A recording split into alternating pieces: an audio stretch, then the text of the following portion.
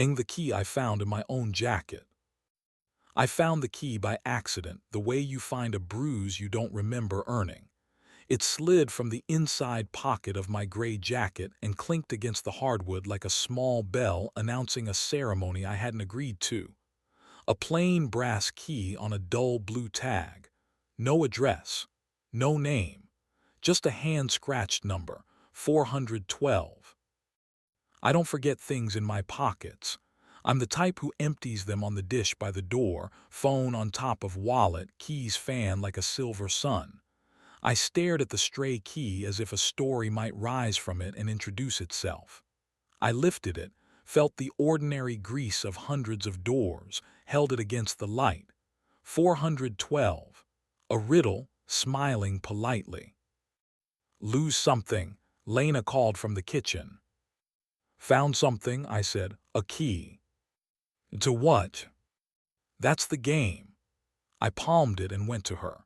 She was slicing peaches into a bowl, hair tied in a knot that always made her look like our first year together. She fed me a slice, cool and sweet, the blade of the knife whispering down the cutting board like a metronome. She didn't look at the key again. She kissed me, chin sticky with summer. You collect mysteries now, she teased. Only easy ones, I said. This one might be above my pay grade. She passed the bowl to me and went to shower, and the key warmed in my hand. I told myself it could be anything. Theo's spare from the time I fed his cat, a forgotten locker, a relic from a sublet. But the blue tag felt recent, the way dust feels fresh by how it hasn't settled yet. I put the key in the dish by the door, where its admission ticket lay visible, and waited to see if the world flinched. Nothing did. That was the first clue. The second was the message on my phone the next morning, written in a tone only old friends and new conspiracies use. Can you make it? Same place. 400.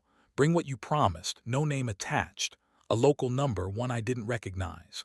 Foolish optimism told me it was a work thing I'd forgotten, a lighting consult for one of the galleries I freelanced with. Caution told me to ignore it. Curiosity, which has always been my worst manager, pressed reply. I'll try. At lunch I searched my email for 412 like an amateur detective, and buried in a 6-month-old thread with a photographer named Mara was an address. 312 Orpheus Street, Unit 412. The project had been canceled. We'd never gone. The correspondence was clean, professional, perfumed faintly with flirtation the way everything in art spaces is. I texted Theo. Does Orpheus have a Unit 412? Yeah, he said. Old textile factory, studios now, why? Long story, I said. Theo has a laugh that comes in two parts, first the laugh, then the pity.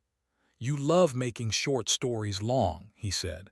Go, you look better when you're haunted. I'm not haunted, I said. Then you have nothing to be afraid of. At 3:52, I stood outside the Orpheus building with my hand in my pocket so the key could learn the shape of my palm. The factory was all soft brick and renovated hunger, a place that remembered work and tried to behave like leisure.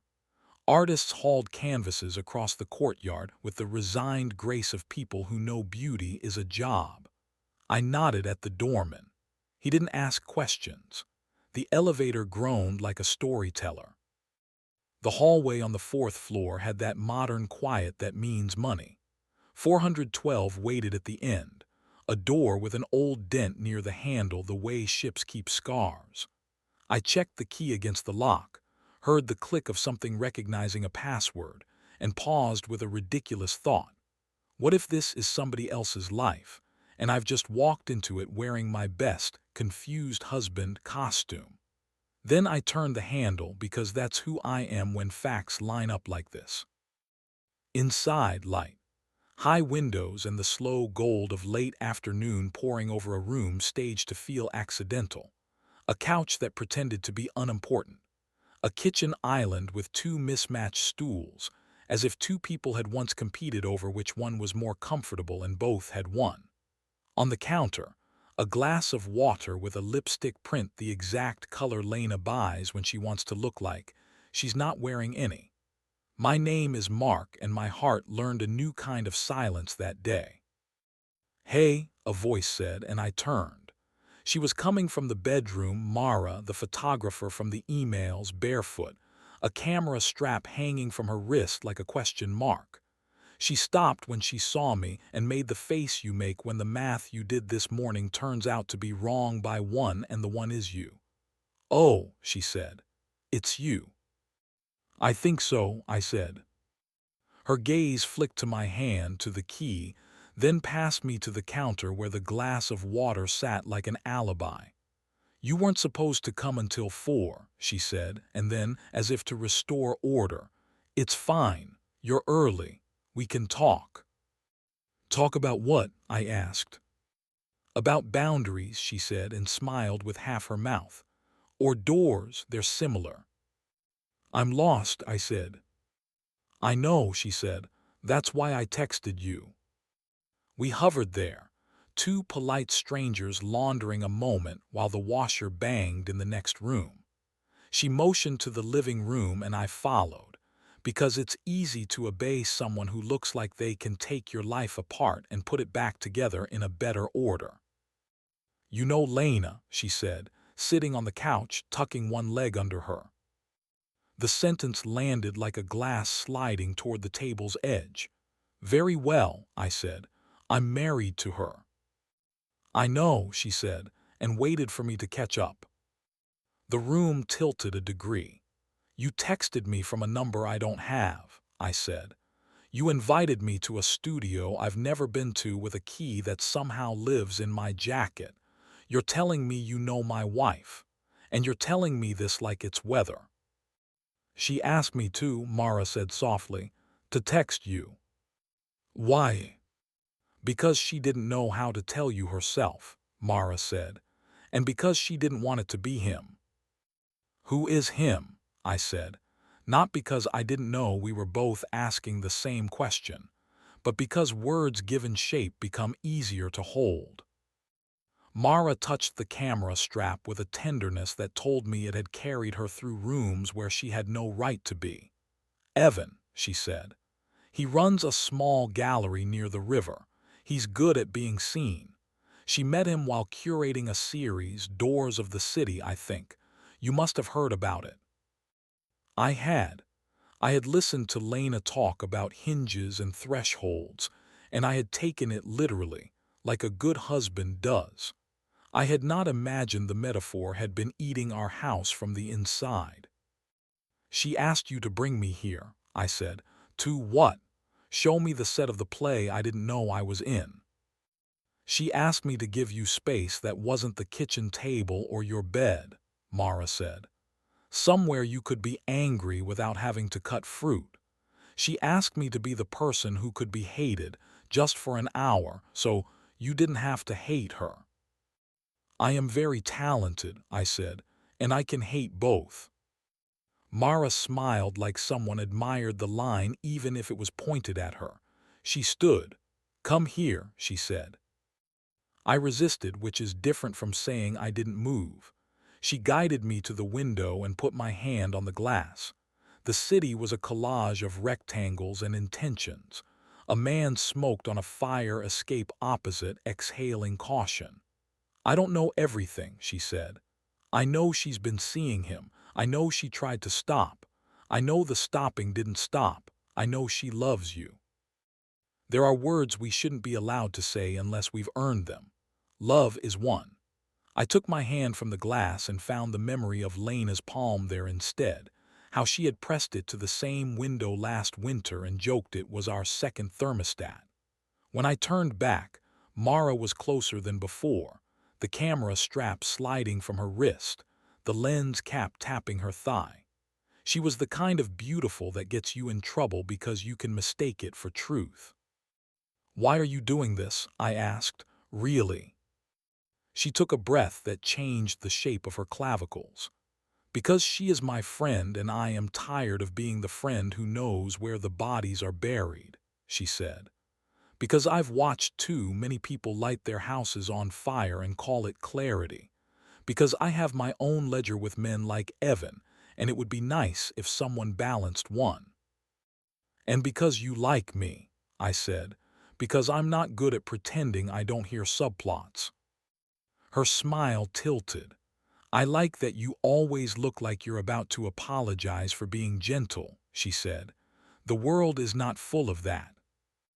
Gentleness is a currency that buys very strange things. I walked to the counter and lifted the glass with the lipstick print and took a sip, not because I wanted the water, but because I wanted to hold the shape she had left. Peaches, moisturizer, the faintest shadow of Lena's breath. I set it down. What do you need me to do? I asked.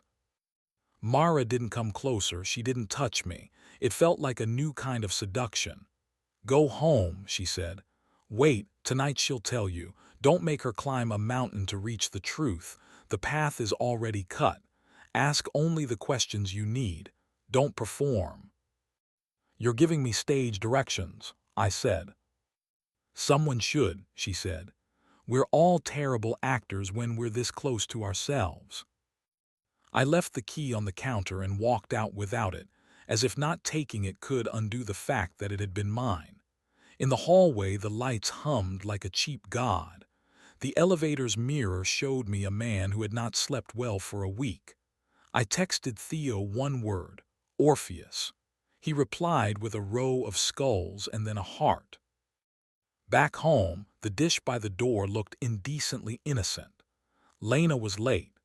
The apartment glowed the way apartments do in the hour before a conversation you will remember for the rest of your life.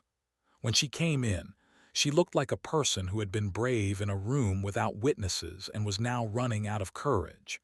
She saw the empty dish, then me, and the air between us tightened like a violin string tuned one twist too far.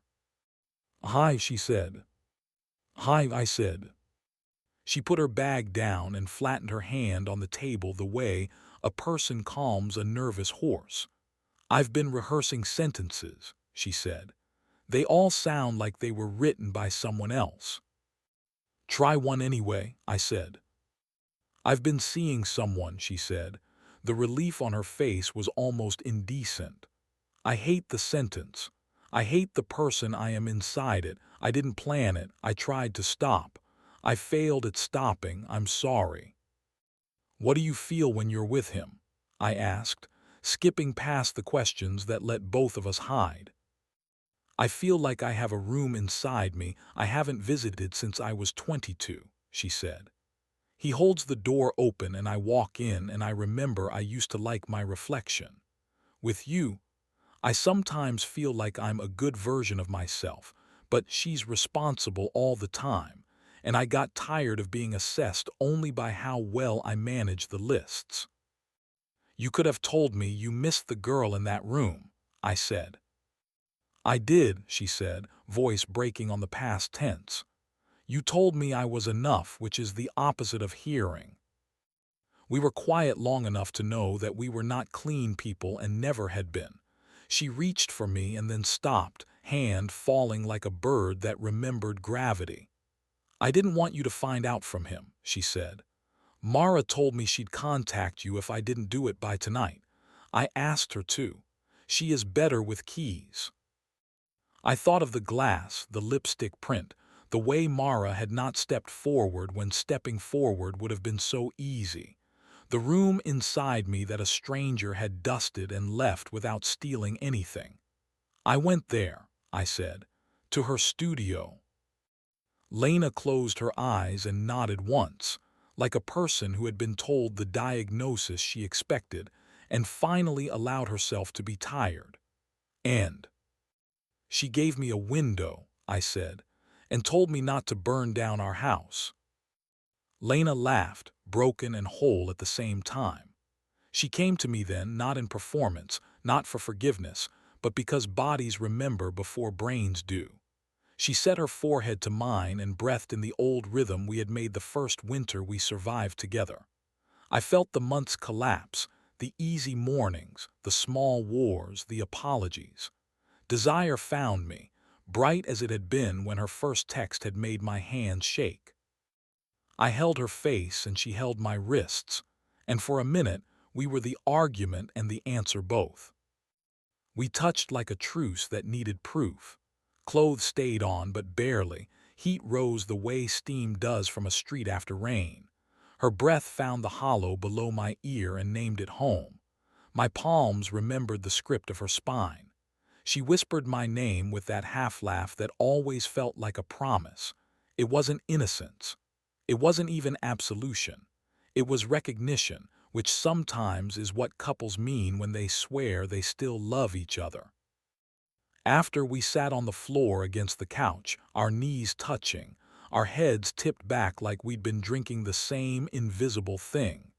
She took my hand and threaded our fingers, the muscle at the base of her thumb flickering like a secret. "What do you want?" she asked. "I want what we said we'd build," I said. "But not if it means pretending this didn't almost burn it down. I want to walk into that room with you. I want to know the parts of you that don't need me and still choose me." "And if I can't," she said, "then we give each other a better ending than the one people usually write," I said, surprised that I meant it. "We move out of the house without salting the earth." We made rules we both knew would need translation under pressure. Therapy, honesty that hurt in service of not hurting later, no nights that disappeared without a map, no secrets that required studio keys to explain. She would end it with Evan. I would stop wearing the hero cape I'd stitched from compliments. We would try. Trying sounded pitiful and holy at once. The next day she met him by the river and ended it. I know because she told me, not because I followed her. She came back smelling like he wore cedar cologne and had hugged her as if he owned part of history. We put her scarf in the wash and watched it swim. That night, we kissed at the sink while the machine hummed, and the kiss wasn't rescue or farewell. It was practice. I never took the key back from Mara. A week later, an envelope arrived with no return address. Inside, the blue tag and the brass key, and a note with 5 words in Mara's slanted hand. "Doors are honest. Be one." I put the key in the dish by the door, not as a threat or a souvenir, but as a reminder that some thresholds ask your name and others ask your intentions. We kept it there between the apartment key and the mailbox, as if our lives could memorize that we had both and needed both. Sometimes at night, when the city quieted into that particular hush it gives people who are trying, Lena and I would stand at the window and let our reflections overlap. We didn't say much. We didn't promise anything we couldn't pay for. I learned the contour of the room inside her that I hadn't seen in years. She learned that my gentleness had teeth when it needed to, and that my love could be braver than my pride. I still don't know if this is the middle of our story or the preface to the end. I know the key feels heavier than it looks and lighter than it used to. I know that when she laughs now, there's a rasp in it I never noticed before, and that when she reaches for me, it's not to steady herself, it's to steady us. And I know that sometimes betrayals are not the fire but the smoke that shows you where the heat has been hiding. We are learning the difference between opening a door and running through it. We are learning how to be honest enough to stay,